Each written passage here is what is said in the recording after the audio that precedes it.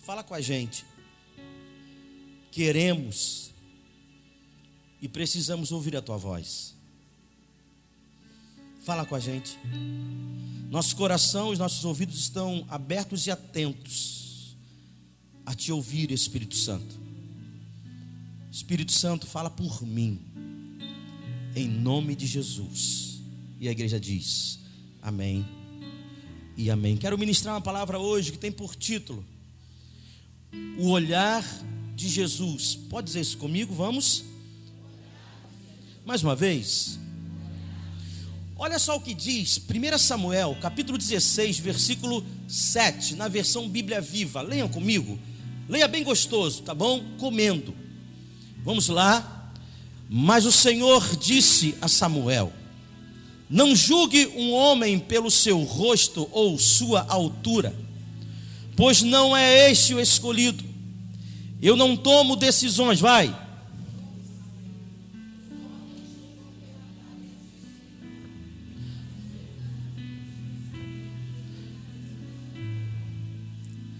Os homens julgam pela aparência exterior, mas eu, diz o Senhor, examino os pensamentos e as intenções do homem.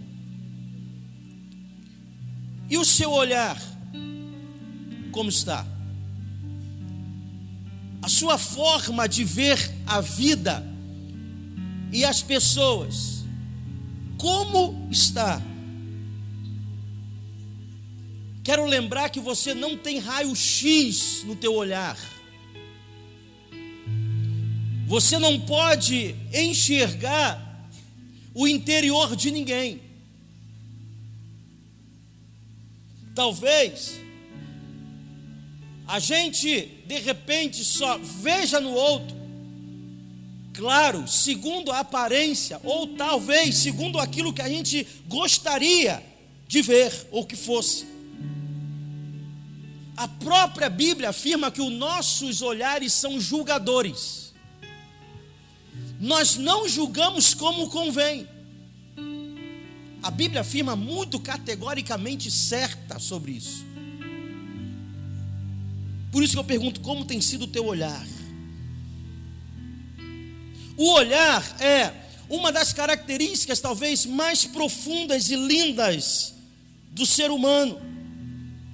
Através do olhar a gente demonstra amor, compaixão, alegria. Mas também através do olhar a gente demonstra angústia, amargura, ódio, raiva, dor. É por isso que algum escritor por aí, ele disse que os olhos são o espelho da alma. Aí eu te pergunto, como está o teu olhar hoje? Mateus capítulo 6, versículo 22 e 23 diz assim: os olhos são a candeia do corpo. Olha só. Se os seus olhos forem bons, todo o seu corpo será cheio de luz. Mas se os seus olhos forem maus, todo o seu corpo será cheio de trevas. Portanto, se a luz que está dentro de você são trevas, que tremendas trevas são. Palavras fortes de Jesus. Algumas vezes, olhando o texto do Novo Testamento, claro, os evangelhos, de Mateus a João, se a gente quiser refletir sobre o olhar de Jesus, o olhar de Jesus é completamente diferente do nosso. O olhar das circunstâncias, o olhar das perdas, o olhar das tristezas. Jesus olha completamente diferente da gente. E a Bíblia mostra muito clara sobre isso. Agora, sei que, ao contrário de muitos seres humanos, Deus não fica lá em cima olhando para o ser humano, procurando algum erro dele. Deus não fica assim. Segundo o que diz, segundo Crônicas, capítulo 16, versículo 9, olha só o que diz. Leia comigo. Porque, quanto ao Senhor, seus olhos passam por toda a terra, para mostrar-se forte para com aqueles cujo coração é o quê? É totalmente dele. É como se os olhos do Senhor passeassem sobre a terra, procurando, detectando pessoas que têm o coração voltado para Ele. Deus não põe os seus olhos sobre a terra procurando perfeitos, porque Ele não encontraria. Ele põe os seus olhos sobre a terra procurando corações que são voltados a Ele, que amam a Ele, que querem Deus. Independente de suas tristezas e dores, querem Deus. E são essas pessoas que justamente Deus procura. Lembra que o próprio Jesus, conversando com uma mulher samaritana, ele disse assim: olha, Deus procura. Diga comigo, Deus procura. Procura o quê? Verdadeiros adoradores. Os olhos do Senhor passeiam sobre a terra procurando pessoas que têm o coração voltado para Ele. A respeito desse olhar maravilhoso de Jesus, eu quero dizer, o olhar de Jesus é acolhedor. Diga comigo. O olhar de Jesus é acolhedor. Deixa eu abrir um parênteses. Eu tenho conversado com os pastores, pessoas que ministram aqui. Eu disse para eles: olha, aos domingos à noite, nós só vamos falar sobre Jesus. Eu tenho outra coisa a ministrar, a não ser sobre Jesus? Por quê? Porque quando a gente começa a conhecer a respeito de Jesus, coisas começam a acontecer no nosso interior. Por quê, pastor? Ué, a gente não quer ser como Jesus? Se eu tenho a pretensão de me parecer o dedinho de Jesus, eu tenho que conhecer sobre Jesus. Eu tenho que falar sobre Jesus. E nessa noite, mais uma vez, quero te levar a conhecer um pouquinho mais do santo que você adora. O dono da igreja, o dono da nossa vida, o dono de tudo que você tem, de tudo que você virar a ter, o dono de todos os teus caminhos, de todas as vontades da tua vida. Aquele também que conhece todas as tuas tristezas, Ele é dono da tua vida e pronto. Soberano. Oséias diz assim: conheçamos e prossigamos em conhecer ao Senhor. Aí eu digo que o olhar de Jesus é um olhar completamente acolhedor, ou seja, é o olhar que acolhe, abraça, traz para perto, trata como família. Esse é o olhar de Jesus. Quero ler com você Marcos capítulo 3. Interessante, rapidinho, não passa não, por favor. Folheando a Bíblia em Marcos, justamente que eu encontrei os olhares de Jesus, justamente em todo o livro de Marcos, relata sobre isso. E a gente vai ler texto referente ao livro de Marcos. A gente começando por Marcos capítulo 3, do 31 ao 35. Gostaria que você lesse comigo. Vamos lá? Então, chegaram a mãe e os irmãos de Jesus. Ficando do lado de fora, mandaram alguém chamá-lo. Jesus. Havia muita gente assentada ao seu redor. E lhe disseram: olha, tua mãe e teus irmãos estão lá fora te procurando. Passa. Quem é minha mãe? Quem são meus irmãos? Perguntou ele. Então olhou para os que estavam assentados ao seu redor e disse: aqui estão minha mãe e meus irmãos. Quem faz a vontade de Deus, este é meu irmão, minha irmã e minha mãe. Ao contrário do que muitos acham, Jesus não estava desprezando a mãe e o irmão, absolutamente. Jesus simplesmente estava valorizando aqueles que estavam ali. Jesus estava valorizando os que estavam buscando a Deus. Em outras palavras, Jesus queria dizer o seguinte: eles estão me chamando que eles venham aqui.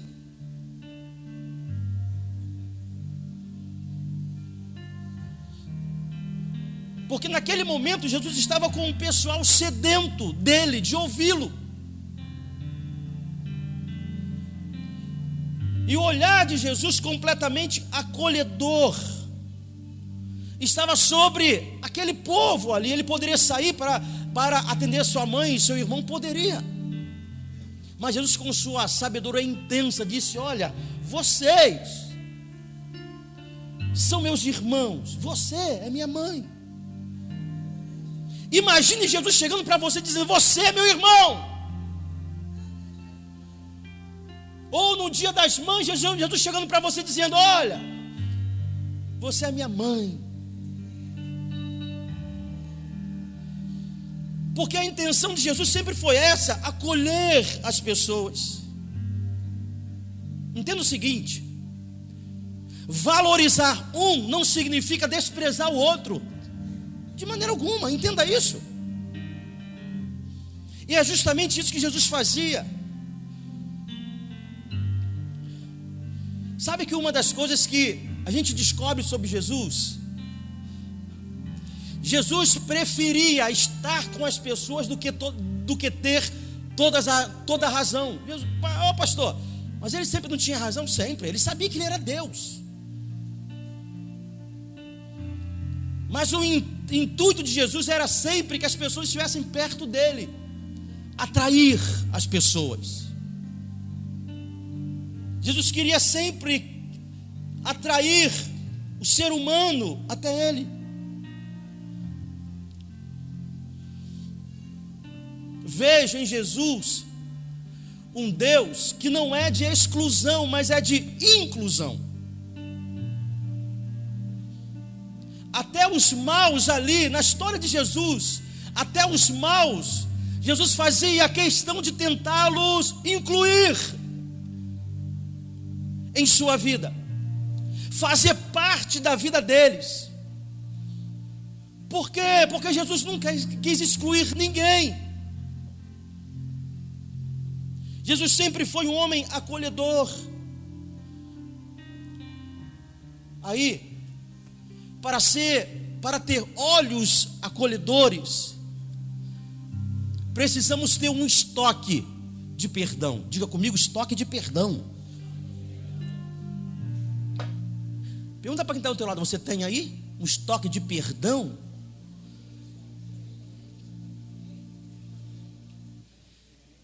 Se não for assim, quem não tem estoque de perdão será infeliz pelo resto da tua vida.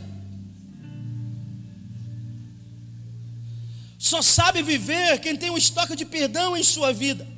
Por quê, pastor? Porque a falta de perdão traz enfermidades físicas.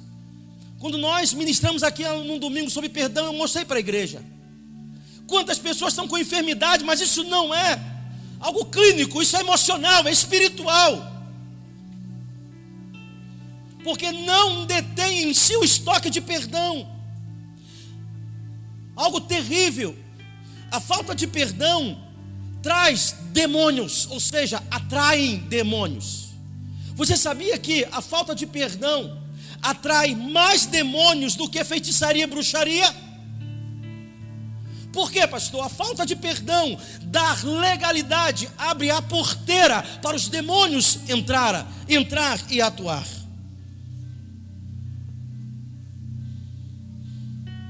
Por isso que Jesus sempre se posicionou como um homem perdoador. Por isso que Jesus sempre se posicionou como alguém que valoriza sempre o ser humano e não as coisas. E por isso que ele ensinou para Pedro perdoar 70 vezes 7 por dia. Jesus sabia do que estava falando.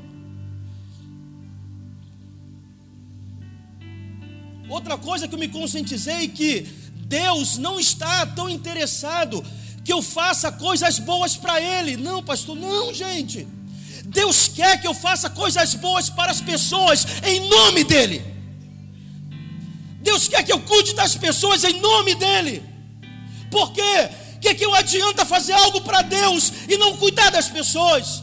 Que adianta eu louvar a Deus, pregar e não amar as pessoas? Que adianta eu falar de perdão e não perdoar? O mais importante que o que Deus possa ver em mim é um homem que faça as coisas em prol dos outros em nome dEle, que tenha um coração acolhedor, coração de mãe. Sempre cabe mais um. Esse é o olhar de Jesus. E esse é o olhar que Ele quer que a gente tenha, um olhar acolhedor. Segunda coisa que eu posso falar a respeito do olhar de Jesus é que o olhar de Jesus é compreensivo. Diga comigo, vamos. Compreensivo. Em outra passagem, também no livro de Marcos, há um momento em que Jesus falando sobre a sua ressurreição e morte, aí vem Pedro e toma a palavra. Pega a palavra para falar alguma coisa. Está em Marcos capítulo 14, versículo 27 ao 31, a gente vai ler. Diz assim: Pedro declarou: ainda que todos te abandone, eu não te abandonarei. Respondeu Jesus: asseguro-lhe que ainda hoje, esta noite, antes que 2 vezes cante o galo, 3 vezes você me negará. Mas Pedro insistia ainda mais: mesmo que seja preciso, Senhor, que eu morra contigo. Metido ele: nunca te negarei. E todos os outros, olha só, disseram o mesmo. Pedro afirmando a todo custo que jamais negaria Jesus, até morreria por ele. Só que o mundo dá muita volta. E nesse texto, nessa história, a gente vê o olhar compreensivo dele. E depois de negar a Jesus, a gente vê Pedrão com um sentimento de angústia, remorso, culpa.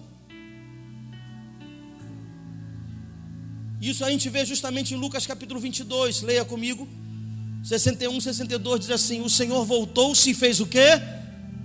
Para quem? Diretamente para Pedro. Então Pedro se lembrou da palavra que o Senhor lhe tinha dito: antes que o galo cante hoje, você me negará 3 vezes. Saindo dali, o que ele fez? Chorou amargamente. Olha só a troca de olhares. A troca do olhar de Jesus com ele foi de acusação? Não, compreensão. Abrindo parênteses, em nenhum momento eu estou dizendo que Jesus aceitou o erro de Pedro. Jesus não aceitou, mas compreendeu.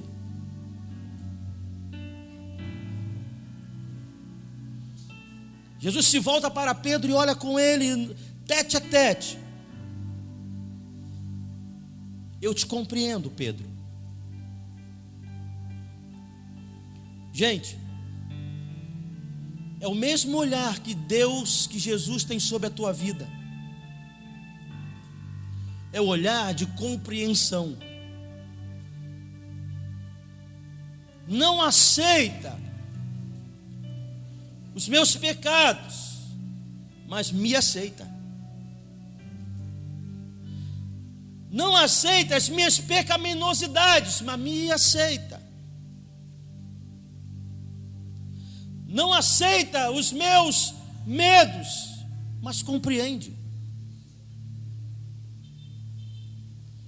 E esse olhar precisa passar por nós. Precisamos detectar em nossa vida esse olhar. Quando os olhos de Jesus batem com os teus olhos, o que você sente? Te respondo: se for olhos acusadores, esses não são os olhos de Jesus. Os olhos de Jesus são de compreensão. E eu vou te mostrar.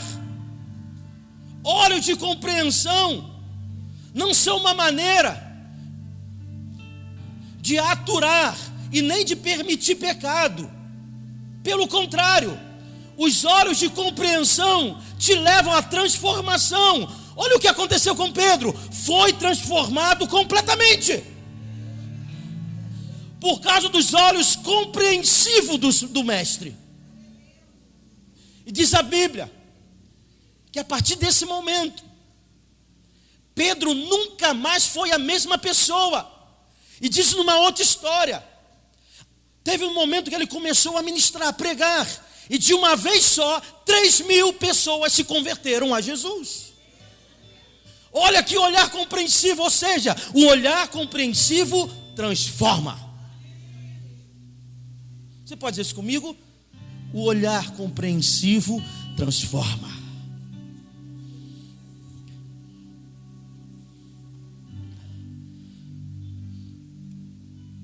Terceira coisa que eu quero falar a respeito do olhar de Jesus é: o olhar de Jesus busca corações com fé. Diga isso comigo, vamos.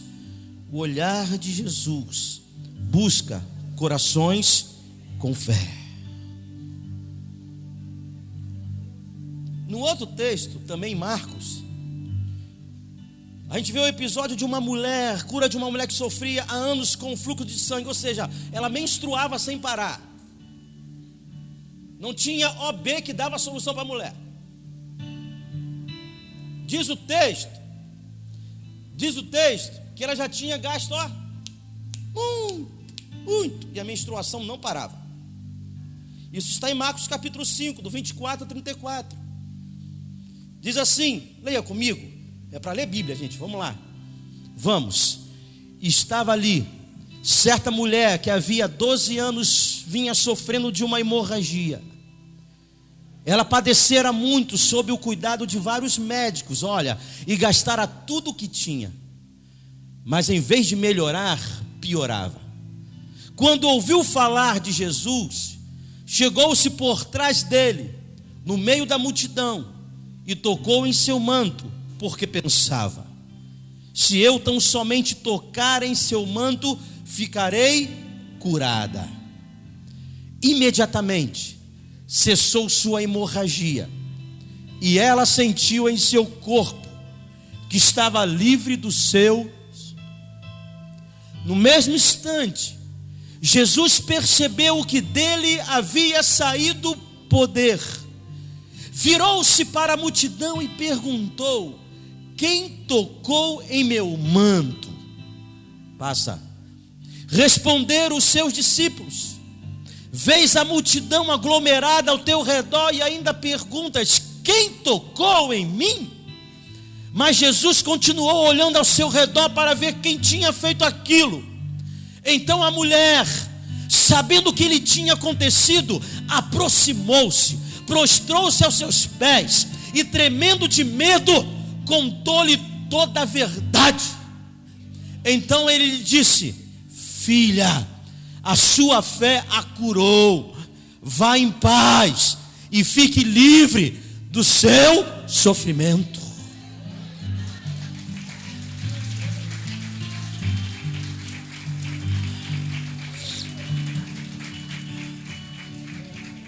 Gente, o olhar de Jesus é buscando pessoas com fé. Por quê, pastor? Ele já sabia que encontraria essa mulher. Ele já sabia que tinha um encontro marcado com ela.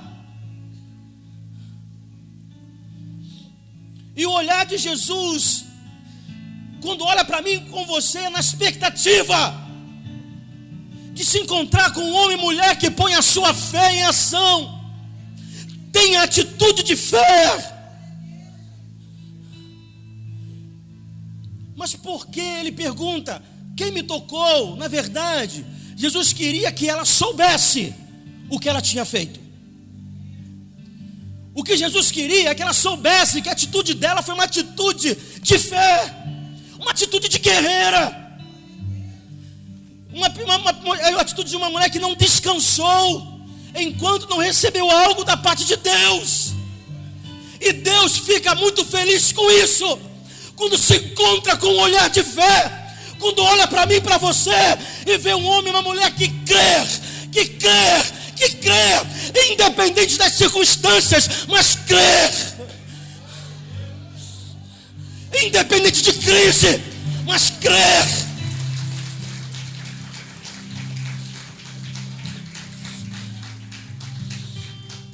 Jesus sempre amou esse tipo de atitude.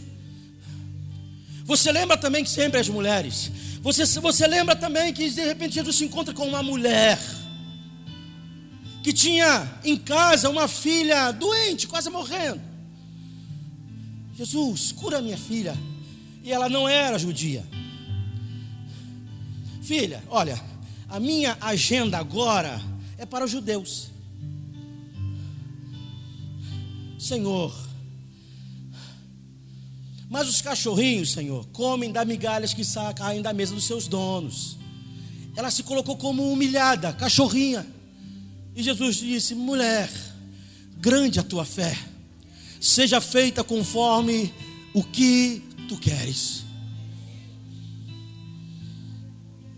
Jesus tem expectativa de, quando olhar para mim, ver um homem de fé, um homem que crê que ele pode fazer, como Paulo disse, infinitamente mais do que aquilo que pedimos ou pensamos, porque é o seu poder que opera em nós. Gente,